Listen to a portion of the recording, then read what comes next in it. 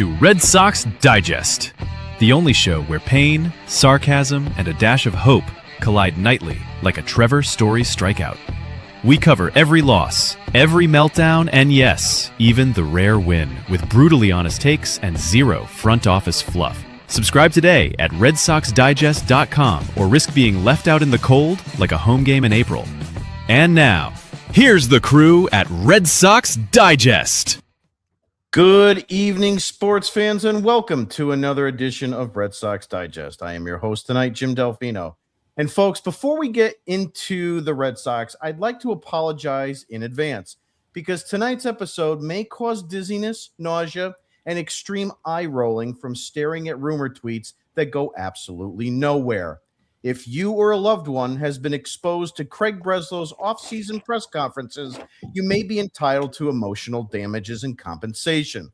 I spent the last 48 hours doom-scrolling Red Sox Twitter like a raccoon in a Dunkin' dumpster. Yankee fans are already crowning themselves, Orioles fans are doing victory laps, and I'm sitting here like, cool, can we get a right-handed bat, or are we still monitoring the market like it's a patient in a coma? Joining me tonight is Nick Face. Nick is fired up tonight, which means he's either had 3 coffees or read one tweet that he didn't agree with and is now prepared to argue with Terry the Toad. Nick hates losing, hates patience, and hates when the Red Sox say, we like our internal options, because he knows that there's front office code for please don't look at the payroll. And joining us tonight for the first time as an official co-host is John Martinello. Yes, that John Martinello, the man, the myth, and the walking retweet button. John has 1,584 posts, and somehow all of them are quotes of someone else. If journalism were baseball, John would lead the league in assists. The guy doesn't break news. He gently tucks it in at night and whispers, wowza. This is a man who saw Pete Alonso go to the Orioles and tweeted, the Orioles, wowza. Like he's just found out Pluto isn't a planet again. John is also the only human alive who refers to Craig Breslow like he's introducing royalty. Yale graduate, relief pitcher, World Series champ, my PBO. John has already convinced himself that Red Sox secretly acquired Ketel Marte and just forgot to tell everyone, which honestly tracks because this front office loves stealth moves, and nothing is stealth like nothing actually happened. Let's get into it. Tonight's show is all about rumors, whispers, vibes, and absolutely zero movement. Pete Alonso, gone. Kyle Schwarber, gone. The Orioles just got better. The Yankees are lurking, and the Red Sox are standing in the corner like we're still exploring paths. Paths to what, Craig? A scenic overlook? A walking trail? Because the rest of the division is buying sports cars, and we're price-checking a used bike with no seat. We've heard Corey Seager, Ketel Marte, Brandon Donovan, Isaac Paredes. At this point, the Red Sox have discussed more players than a fantasy baseball group chat at 2 a.m. And every time Breslow speaks, it's the same script, measured, calm, intelligent, and completely useless. The front office talks like they're negotiating a peace treaty. Meanwhile, fans just want someone who can hit 30 home runs and not need 3 PowerPoint slides to explain why he might fit in 2026. So tonight, we're breaking it all down, why the Red Sox are allergic to urgency, why flexibility has become a 4-letter word, and whether this offseason ends with an actual impact bat or another inspirational quote from the Yale School of Baseball Economics. And with that, it is time for Nick Face's Word of the Day. And now it's time for Nick Face's Word of the Day!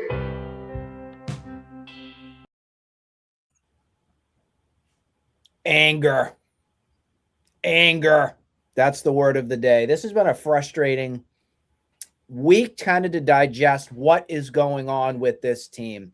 And it just seems like it gets worse and worse as we keep on progressing here for the offseason with rumors of maybe Bregman wants a 5-6 year deal.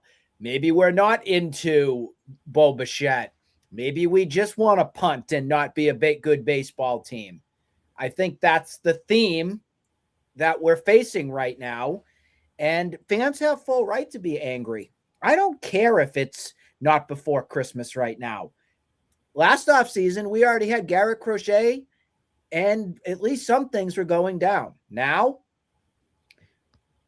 we haven't even signed a free agent. How does that sound? Just awful. So yeah, I would say anger. If you're in that realm of kind of not agreeing and just being as frustrated as I am with what this organization is trying to do, you have full right to be. I liked your little monologue, Jim Carson, that you gave right there before you let us speak here. And one of the things that stood out to me is you talked about me being angry with tweets or something like that. And to my surprise, I was actually before the show in a really good conversation piece going back with my buddy Ballpark Buzz. And sometimes we disagree on things, but I'm still friends with Micah and everything from stuff from afar. We're professional about it. And he had an interesting tweet, and I have to say, it made me think about it. And his tweet was about, if you were John Henry, why would you sign a big long-term free agent deal? Look at how many deals have burned him. He's right with exactly what he's saying. I mean, if you look at the deals of Pablo Sandoval, Carl Crawford, Chris Sale, the list can go on and on it. There's more bad than there's good. We went over a couple that we said JD Martinez was a good name. I dated it back to 2004. I even put Kevin Millar, and I know it's not a huge deal, but Kevin Millar, and he came. JD Bill Drew. Miller, JD Drew. I still, to this day, am not a JD Drew fan, but if you want to have him in the good category, go ahead, because at least he gave you something and helped win 2007. I agree with it. The David Price deal is the last large deal that has been given out for a free agent for the Red Sox, and it had its ups and downs. I think at the end of the day, we're grateful that we were able to get 2018 out of it, but I didn't enjoy David Price's tenure here. I wanted him gonzo as quick as that could be. Out of all the free agents, I have to say, since 2000, Manny Ramirez is single-handedly the best move this organization has ever made. That was every penny was worth the dollar on that deal. And if you come to think about all the other deals that have transpired, I think the only one that comes second to that, it's JD Martinez. 100%. And that's it. The mic's dropped on that. I don't think there's any more arguments that we can have on what free agent has actually paid the most out of the deal, or that John Henry got the most out of the deal for, than those two. I know Manny was inherited by Dan Duquette in past ownership, but overall, yeah, the guy's been burnt. I don't blame him, but you know what? When you're the owner, you got to gamble on yourself too. Don't just sit there and put your and twiddle your thumbs and say, "Oh, we tried. We're not doing it again." Different philosophy. You got to get out there and you got to try something again, because you can't keep doing what you're doing right now. It's been over 6 years now of crap. C-R-A-P. That can be the other word of the night. Crap. And now with that, let's go to John. Well, before we do, John, I just want to let everybody know Nick's Word of the Day is brought to you by John Henry's Printer, now featuring conditional ink technology. This advanced printer refuses to print any contract unless the player is under 31 years of age, agrees to a 1 or 2 year deal, and is currently rehabbing from Tommy John or some other season-ending injury. Warning lights may flash if the words guaranteed years, market value, or healthy starter are detected. John Henry's Printer prints rumors flawlessly, jams the moment commitment is required. And now our new segment, the Martinello Minute. And now the part they don't want said out loud. No spreadsheets or corporate spin, just the truth, raw and impatient. This is the Martinello Minute. Welcome in, John. Yeah, thanks for having me. Thanks for getting me onto the show. So yeah, I mean, first off, Craig Breslow, for all the crap that he's taken from us and everybody else over social media over the past couple weeks. He's made 9 trades this offseason. A lot of them have included guys that are going to be on the 40-man roster, guys that are going to be playing for the Red Sox this season. So he's putting in the work. Is it good work? I can't really agree with that. But as far as the whole offseason goes so far, I'm not hitting the panic button just yet. There's an uncomfortable amount of uneasiness that I feel. But, the reality is Breslow could still re-sign Bregman. He could still go ahead and sign Okamoto before his post date's over. And for what it's worth, there's little to no smoke on Okamoto, which makes me feel really good about him. The Red Sox chances of signing him. So I believe that he's a part of Breslow's plan, and the Red Sox can still go ahead, trade for Ketel Marte or one of the other Japanese bats, and Munetaka Murakami. And then as far as pitching goes, there's still Michael King out there, who I think is the only guy that has been linked to Boston. And he's really just begging for the Red Sox to give him a legitimate offer. And then the Red Sox still have 3 outfielders that are available for trade. The scariest thing to me at this point in time is really just if another team comes in for a real offer on Bregman, a real offer on Okamoto, a real offer on Michael King. Are the Red Sox gonna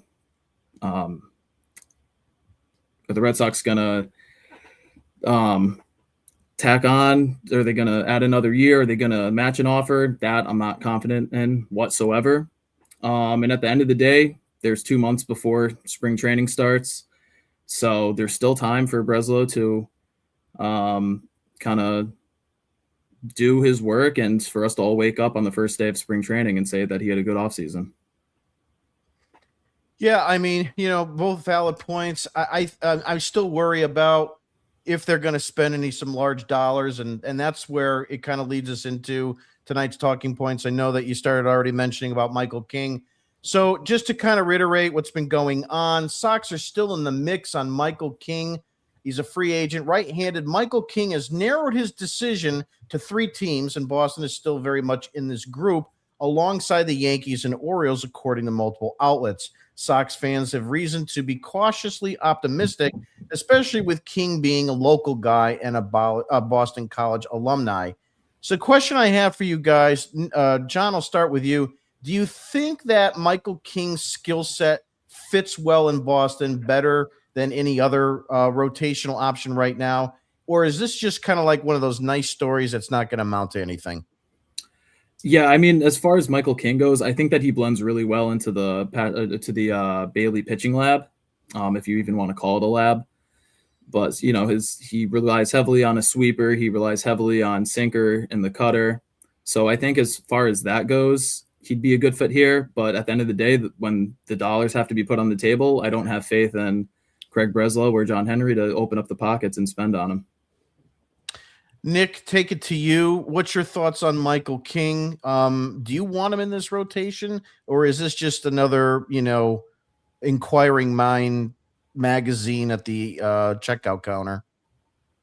I don't really know why we're kind of even talking about him right now, because I don't think he's better than what you got right now. I don't. I think that if you look at what he's done through his career, he was a reliever for a little bit with the Yankees. I'm not taking those numbers away, but it was really his first season as a starter was 2023, I want to say. He got a little bit of starting time. 4-8. He had a 2.75 ERA. Again, he split some time between rotation and bullpen.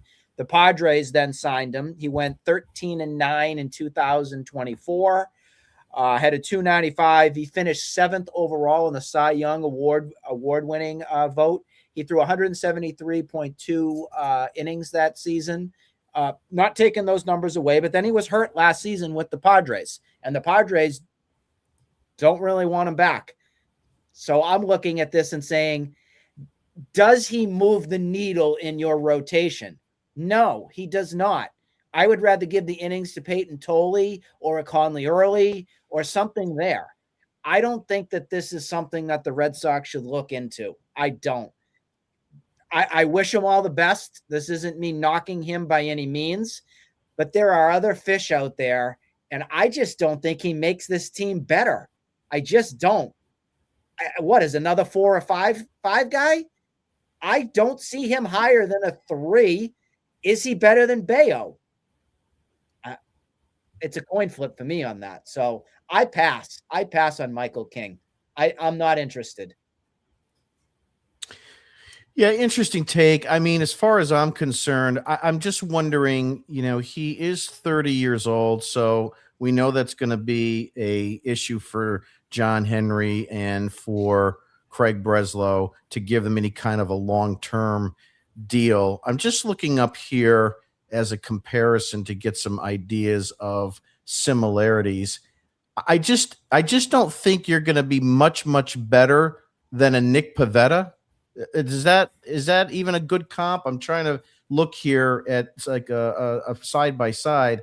I don't know, because I mean, if you weren't, my point is, if you weren't willing to give Nick Pavetta a contract who excelled in Boston and did fairly well, if you want to call it well, what why give it to difference? him? Is he really the same guy? And what's it going to cost to get Michael King here? John, what do you think that contract looks like if they did go after him? Yeah, first of all, the Nick Pivetta comparison, I think that's at the end of the day, I think that's kind of spot on. I'd put him a tick above Nick. And as far as a contract goes, back in October, Jeff Passan put out a report on, what he thought the market looks like for a lot of these free agents. And he put Michael King in the $120 million range. So compared to what Dylan Cease signed for and for what other guys like a Framber Valdez, what they're projected for at this moment, I think he's going to be a tick, obviously $100 million below what Cease was. And I'd expect Framber to go out in the $150, $170 million range. So I just think that, I think he'd make the team better. I kind of disagree with Nick there on that point, but I don't think that he's that solidified number two that Breslow talked about before the season started. And I don't think that he's, is he the game two starter in a division series and a championship series? He could be, but he hasn't proved it due to health and due to just the lack of time that he spent as a starting pitcher. Yeah, I mean, both of you have really good points on that. I'm pro Michael King only to the point that and Nick, I hear what you're saying about Tolley or Early. I'm not convinced on those guys. I got to be honest with you. It's not that I didn't like what I saw. I don't like the idea of throwing them into the rotation and into this deep mix in October and September that they did. And they had no alternative but to turn to them because of the nature of the injuries that they had in the pitching department over the course of the season.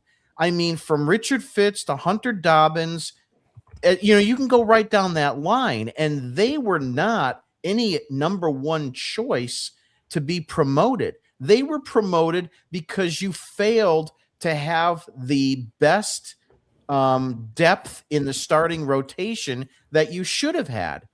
And Michael King is 2 years removed from 177 innings.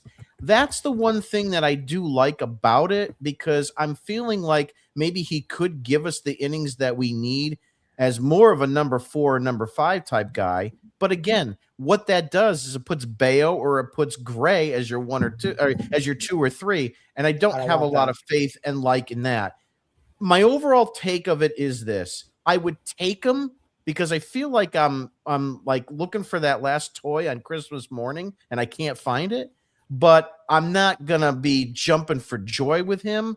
But I do think if you added him today, he's better than where you were yesterday. That's all I want to say, on that. I'm bringing up a little bit on him here because I try to use a quick comp on King and Pivetta. Obviously, there is some similarities in some of these things. I mean, Pivetta's career ERA is higher. The ERA plus for Michael King is better. The ERA is better. He doesn't walk as many people. And this actually is their age 24 to 30 season. Nick Pivetta is obviously older and he's pitched more, but this gives you an idea where King fits in with Pivetta. It's obviously not the best comp in the world, but we'll see how it goes. I just feel like we need something to happen sooner than later, and I'm hoping that, maybe it will go that way. To say the other reason why I am not for Michael King is because I still have my list on getting a solidified number 2 guy here. If you go and just find Michael King, that means that you are completely bypassing getting another guy that you could anchor in this rotation with Crochet. We know what's happened with our championship teams. We've had a 1A and a 1B. If they go into this season without their 1B, turn it off. Turn it off, guys, because it's not going to go well. I'm gonna be as tough can be on this. They have to get a solidified number 2 guy when this season begins. And if they don't, this offseason is a complete, utter failure yet again. Moving along to our next topic, obviously has been talked about quite a bit. Ketel Marte, the trade interest is there. Right now, it doesn't appear to be anything close. Boston has reportedly checked in on Diamondbacks second baseman Ketel Marte, one of the better all-around bats on the market, but insiders say nothing is close yet, and other teams are circling as well. Question, I'll start, Nick, with you. Would Marte be a game changer for this lineup? And do you think something with him is going to materialize in earnest? We talked about it on our show that we did. I think it was before Thanksgiving or something like that, but I'm still very concerned here on if Marte can even play here in the Boston market. And I also see a team at the Diamondbacks giving up on him when he's hands down the best second baseman in baseball. They want to move on from that. That just screams red flag to me. And then we've heard the rumors that the Diamondbacks are interested in Bregman. So the only way I think that this would go down, I don't see the Diamondbacks having Marte and Bregman on the roster. I don't see it happening. So something would have to materialize with, oh, that's interesting. Something would have to materialize with the Boston market with the nice rotisserie chicken, which that rotisserie chicken would probably be Alex Bregman because that's what he's made of. And they would have to sign, or they'd have to trade Ketel Marte to the Red Sox, and then the Diamondbacks would likely then sign Bregman. But it makes absolutely no sense. Why are you ridding yourself of a big contract with Marte? I know it's not like extravagant in terms of money, and then just go back and put Bregman there? Make that make sense to me. It doesn't. It screams like Scott Boras is desperate right now. Desperate to find a sucker. And I don't think the Red Sox want to be that sucker. I think the Red Sox are being adamant with it's no more than a two-year deal with incentives, 2-year deal with referred money attached to it. I think that's as high as they're going.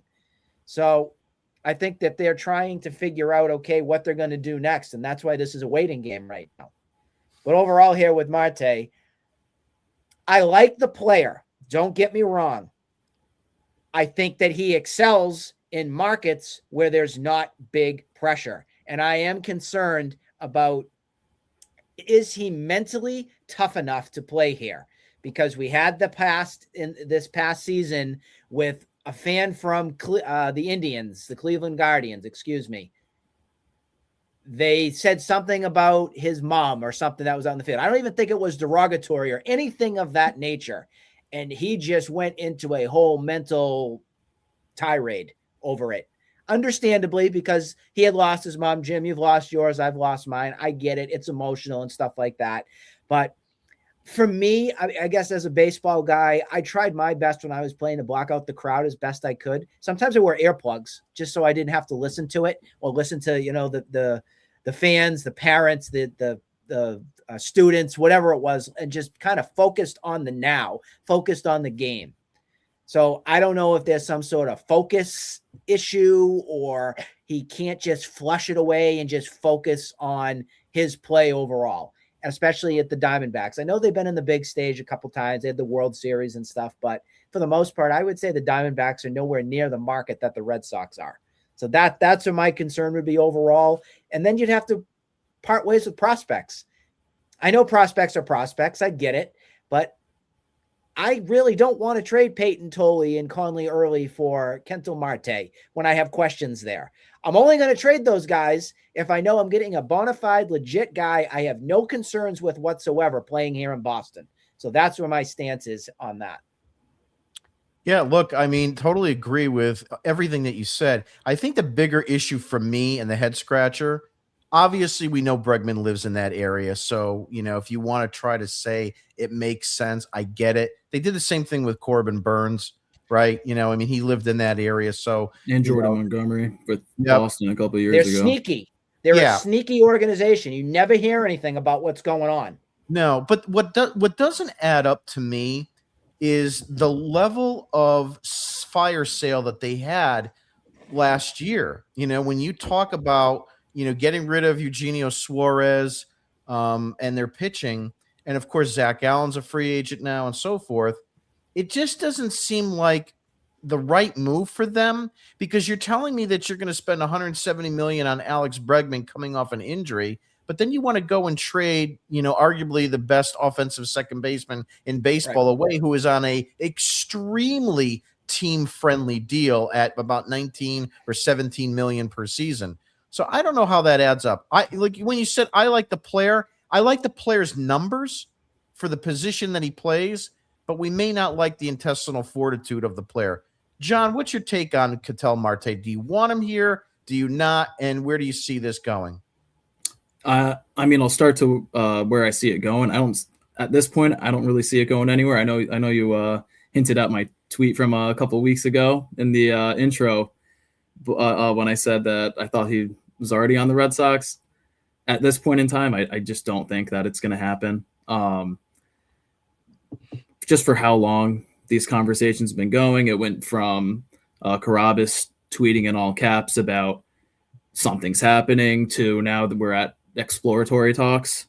If he were to come here, you're giving up a Marcelo Meyer, you're going to be giving up a Peyton Tolley or Connolly Early, and then probably another pitching prospect beyond that, which I know, Boston's got a ton of pitching in the works now in the minor leagues, but I think that you're giving up too much for a guy who's going to be in his age 32 season. Maybe you get one outlier, top 5 MVP season out of him over the rest of his contract. But, for the time being, for the next 2 years, I think it's a great add to the team. But beyond that, those final 4 years of the contracts, I don't think that he helps you at all.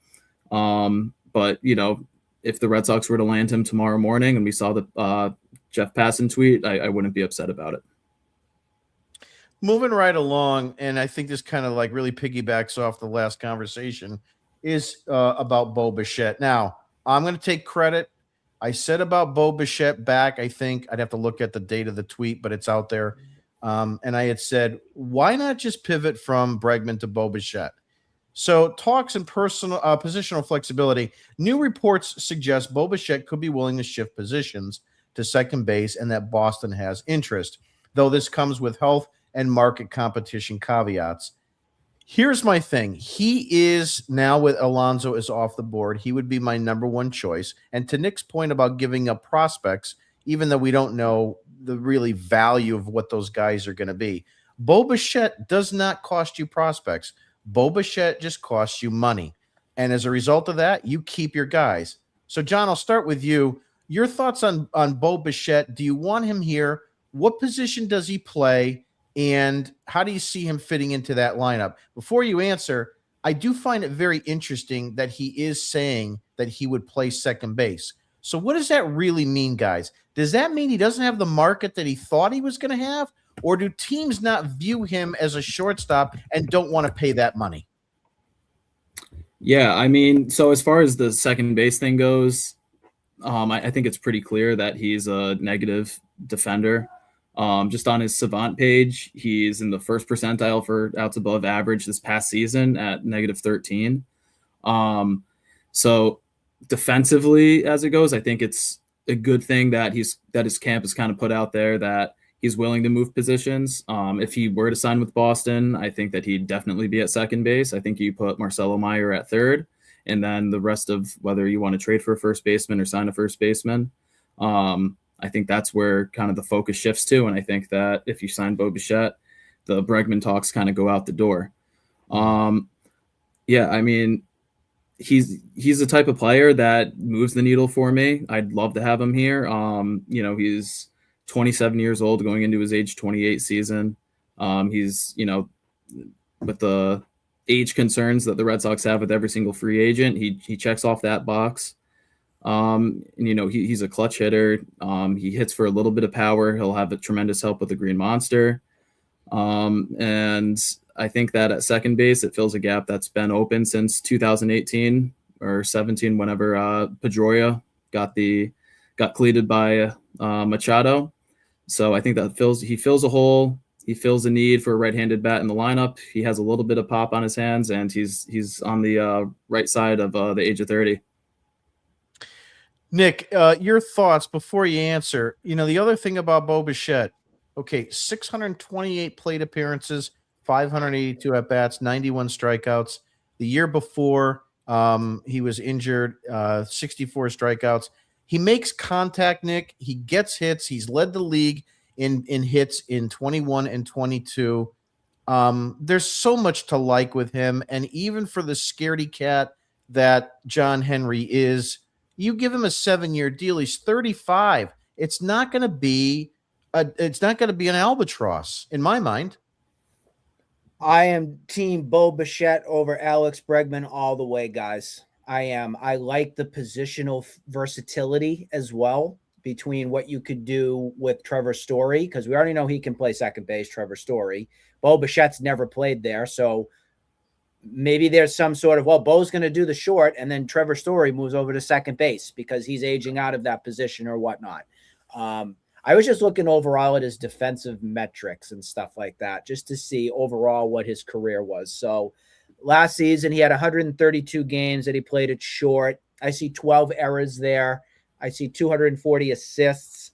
He had 1,139 innings that were played there. So I don't see why people are so concerned, I would say, on the defense there for Bo after looking at everything.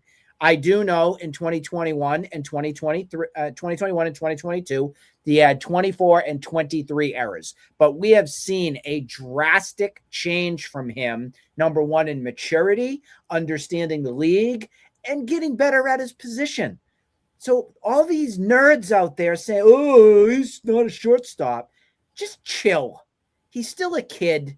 He was learning how to come up into the league. Look at Devers when he came up. That was a joke. He looked like a beached whale over at third. Come on. So I'm fine if Bo Bichette is going to be at short. I have no issue whatsoever with it. Let him play. Bring him to Boston. Give him a 7-year, $200 million deal. I know the rumor out there was 5 for $150.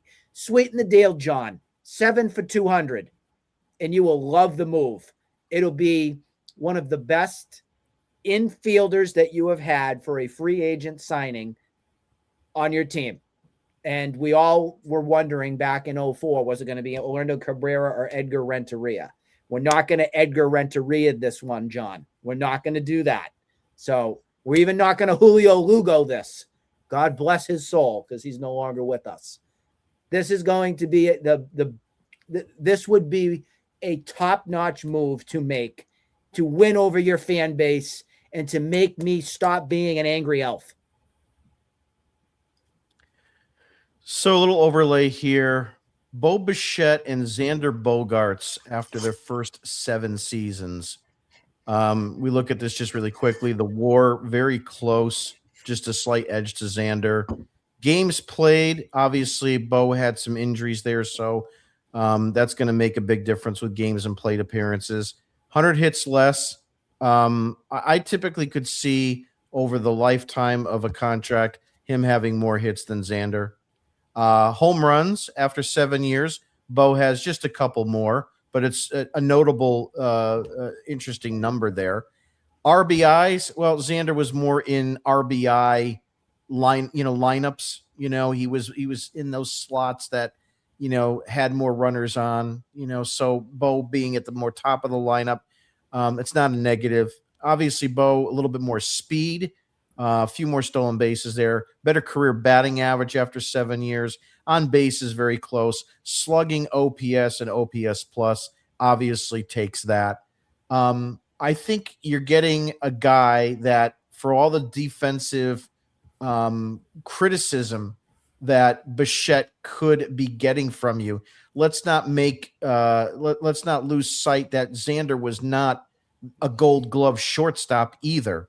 And I know we're talking about the possibility of him playing second, but I think he's going to be fine. I think he's going to be adequate. And to your point, Nick, if he goes out and we sign him, that will completely absolve Breslow and Henry from this nonsense of off seasons that we've had over the course of the last 6 or 7 years. He will be the impact dynamic player, better than Bregman, long-term, wrap him up, make him and Anthony the centerpiece of this offensive unit moving forward. Any further points, gentlemen, on Bo at all?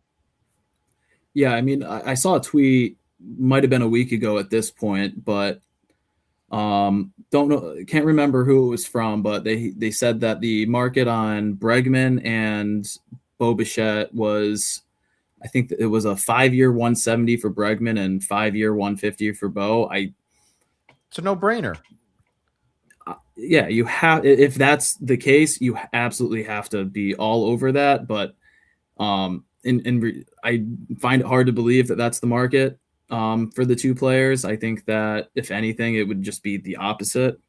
But if you could get Bo Bichette for $150 million on a 5-year deal, that should have been done already with Breslow and with John Henry.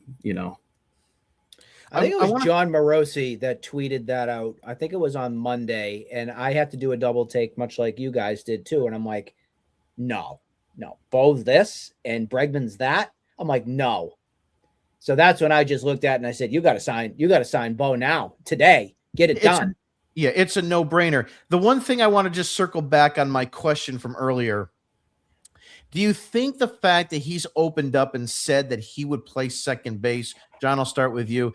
Do you think that he doesn't have the market he thought he would get, the years, or why would a player come out and say, hey, I'm open to playing other positions? That's a little bit of a red flag with the market in my mind.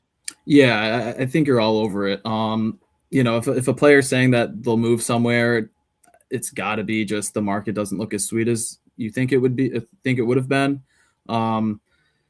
I don't think there's much more beyond that. I mean, with how analytical the game has moved to over the past 10 years, I think that, teams, look at these defensive metrics that, nobody looked at 10, 15 years ago. And, considering his range, his outs above average, his defensive runs saved, all that nerdy stuff. I think it really plays a factor when teams are evaluating a player now. So I think he did the right thing putting that out there, but at the end of the day, I don't think that that's going to kind of come into effect when people start talking dollars with him. Nick, do you think that comment benefits Team Red Sox, or is this going to just lead to nowhere anyway? I mean, the current theme is it'll lead to nowhere. We're being hopeful here and telling John Henry to open his checkbook and make it happen.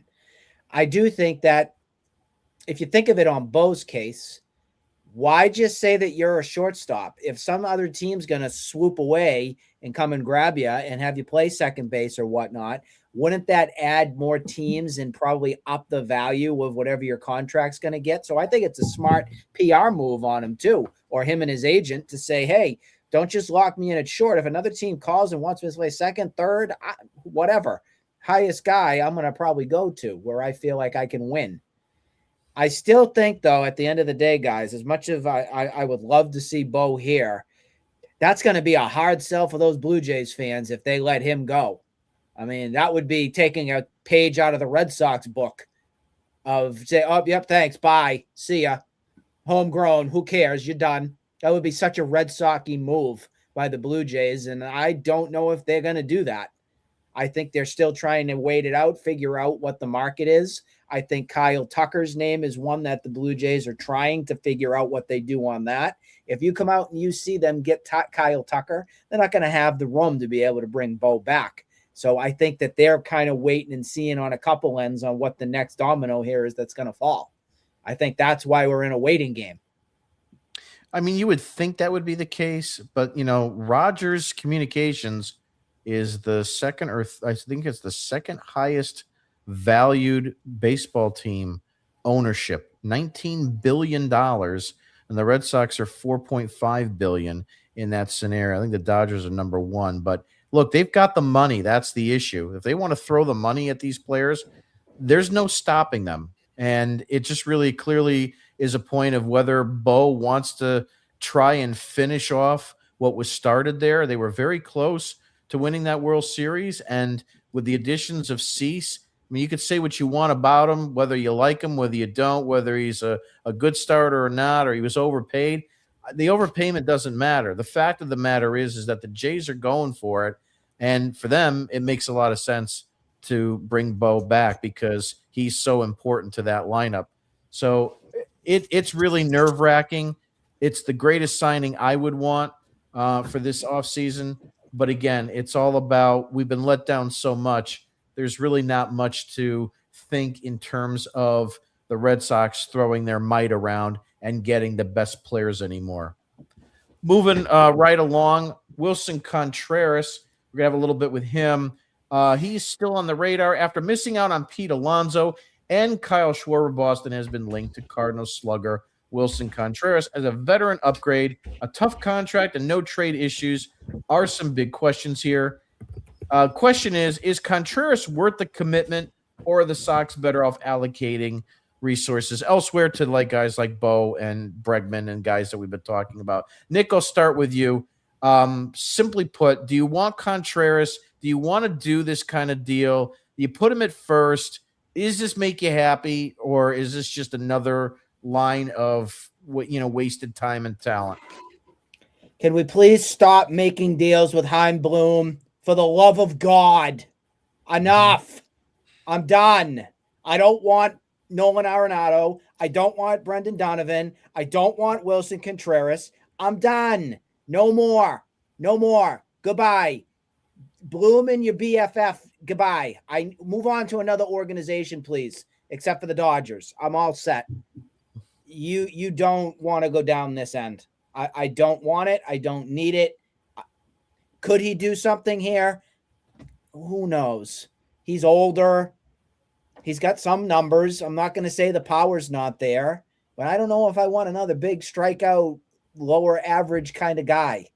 I just don't think I need that. It seems like it's a little bit redundant to maybe what you're going to have anyways with more Tristan Casas and Romy Gonzalez. So no, it doesn't move the needle for me. I'm all set. John, your thoughts on Contreras? Yeah, I mean, he's, as Nick just said, if he was on pretty much any other team in the league, I think I'd be more open to it. But again, it's a 33-year-old that, he year in and year out puts up good numbers, convincing numbers, hasn't shown yet, at least, any signs of regressing. And he's a phenomenal first baseman. He has, he could make any sort of play you need him to out there. But just the fact that he's on the Cardinals, I'm sick and tired of dealing with Chaim Bloom. So I'm all set on him. If he were to come over, I'd have to imagine Casas is off the roster come opening day. But then again, on his market, which there probably is none of, I don't see him getting moved. So, he doesn't move the needle for me either. He's, on the wrong side of 30, which the Red Sox have already told you they're not interested in. And then, going back to what we said earlier, we've heard about it. So is it going to happen? Probably not. Jim, before you do your thing, can we just go over a couple numbers with him so people just don't think that we just are Bloom haters? Sure, go right ahead. All right. So looking at his numbers from last year, yes, he did hit 20 home runs, 80 RBIs, 257 average. On base was 344, and he slugged 447. He played 135 games as well. He also hit 30 doubles. That's something that I think would play well at Fenway. And again, he's right-handed. So if there's any convincing that anybody needs on, well, you're just a hater and you want nobody and you're just a miserable dude, that's not the case. It's just the fact that my expectations are still higher than settling for a player of this magnitude that's probably on his back nine, not the front nine of his career. So looking at also his WAR, he had a 2.5 WAR for last season as well too. He's always had a plus WAR. The season prior, it was 3. 2023, it was a 3.3. When he was an all-star with the Cubs, he was a 3.8. He has been a 3-time all-star, guys. 2018 with the Chicago Cubs. He hit 10 homers, 54 RBIs, hit 249. And then also the year prior or the year afterwards, 2019, it was a better season overall. It was probably his best season he's had in baseball. That's when he had 24 homers, 64 RBIs, hit for a 272 average. Just the thing that's a little, I wouldn't say scary, but I'm a little wishy-washy on it, is the amount of games that he's played overall in a season. Last season was his second highest that he's ever played. He played 135. The only other season that he's played more than 130 games was in 2018 at 138 games. So there you have it, folks. There's the stats. They're right there. Now you have at it. Look, listen, this obviously the stats don't lie. I mean, the bottom line here is that if the Red Sox, if it came around the ticker tomorrow that the Red Sox, made a trade for Contreras, I just don't want him being the number one guy, right? You don't want him being the big splash because he's far from it. And it doesn't solve enough problems. I did tweet out the other day. I forgot what the day it was, but it was before the Contreras stuff even started to really materialize, that I said that, I would not be surprised, because he has options, that Tristan Casas would be put in the minor leagues. And, outside of tendering him a contract, which they did, put him there, let him see if he can rebuild some value in the minors, but keep him in the minors, because I don't want his ass in the majors. I don't want to hear him. I don't want to see him. I don't want to hear the nonsense anymore, but try to build up some value and then try to trade him, maybe during the July deadline. I think that would be the best thing that you could do with him. So anything. Again, it's kind of convoluted, my answer. I don't want him. I don't want a Contreras trade to be my splash, but I don't want to deal with Casas again, or being told I need to deal with Casas again. I think that's the bigger thing. Really quickly, just want to go on 60 seconds or less. John, Edwin Diaz to the Dodgers. The rich get richer. Your thoughts? It's a guy that didn't want to play in New York anymore. The Mets came in with an offer that was $3 million less for the same amount of time. I think that the Mets had more money in deferrals than the Dodgers offered, if they offered any money in deferrals for Diaz.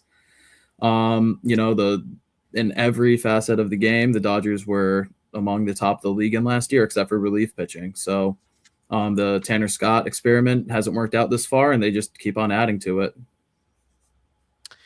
Nick, I know what you're doing, because I'm going to ask you the same question. Your thoughts, Edwin Diaz to the Dodgers? Exactly it. He called it. It's on our show, and it's on his Twitter feed. It really helped. It really helps my ego, though, folks, when you keep replaying that and you just keep giving me the views and stuff like that. Keep liking it, resharing it, do all those things too. I'm sick. I know. I'm sorry, fans. I'm sorry. I'm a sicko. But I was not surprised. I was not surprised in the least bit. I think it's a great fit for him, and the Dodgers had the opportunity. So if you're the Dodgers, of course you're going to do that. You just strengthen your closing position and become now a whole new force. Good for them. The World Series champions, who are light years above you, Boston, go ahead. This is a good one. Go ahead and add one of the premier closers in the game. So they up their game while you're sitting playing patty cakes with Sonny Gray. Oh, I wanted to say something. You did say Terry the Toad. I wanted to come on and say Terry the Load, actually. I think that's what you meant, right? When you said it earlier, Terry the Load, as in Load. Yeah, my mic. My mic Okay. hasn't been working too well today. My ears must not have been on or loud enough at the beginning. 60 seconds, Nick. Cody Bellinger came out today. Well, I would say it's probably Scott Boras came out today. And he wants $400 million. He wants Kyle Tucker rumor money. 60 seconds. I want $500 million. Yeah. 60 seconds. Your thoughts. That's ridiculous. A guy that was almost out of baseball. Congratulations. In the past couple seasons, you've reinvented yourself and you find your swing again. But what are we smoking here? Must be the hard stuff that he brought out for this one. This is brutal. $400 million? Are you serious? The Yankees have got to be laughing their you-know-what's off right now. Goodbye. See you later. Thanks for the season. We're all set. Because Cody Bellinger, I mean, let's be real. He could get the money, and then he could fold again and be back to not being the player that the Dodgers wanted anymore and almost being out of the game. So it's unreal. Unreal, that dollar figure. It's sick. John, 60 seconds. Your thought on Bellinger. Good luck at that. If anybody's going to give him that type of money, it's going to be the Dodgers, and 350 of it's going to be deferred money. So, I mean, good for you if you get it. I don't think you're going to get it. And if anybody's paying it to you besides the Dodgers, I hope it's the Yankees, because then it's just going to put them in a shittier situation than they have been in. Yeah, I'm on the fence, whether I want the Yankees to take him back on any kind of exorbitant contract or not. On the one hand, it causes them to spend a lot of stupid money on a player and, takes them out of the running, hopefully, for other players that may come along the pike, whether it be now or in the, recent future.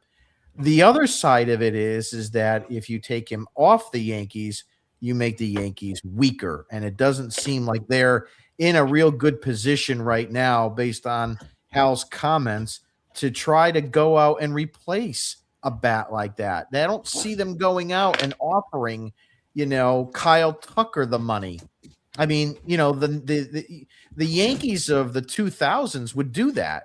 They would go out and give that money to Kyle Tucker. But this isn't your daddy's Yankees anymore.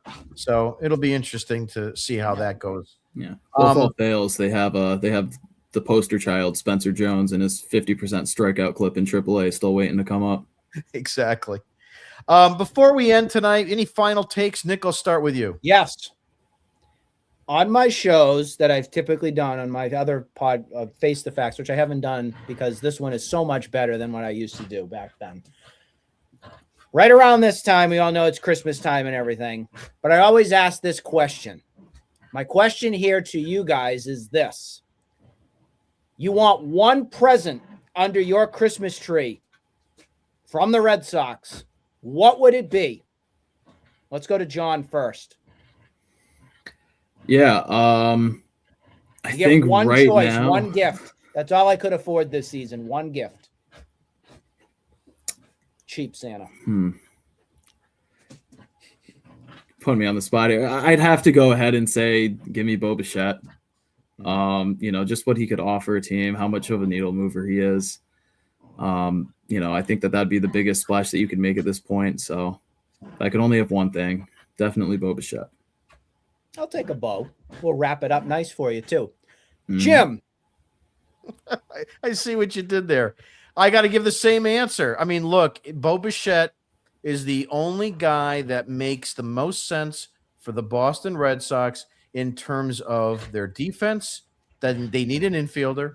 Their offense, they need a reliable early lineup bat. In other words, I put him probably second right after Anthony.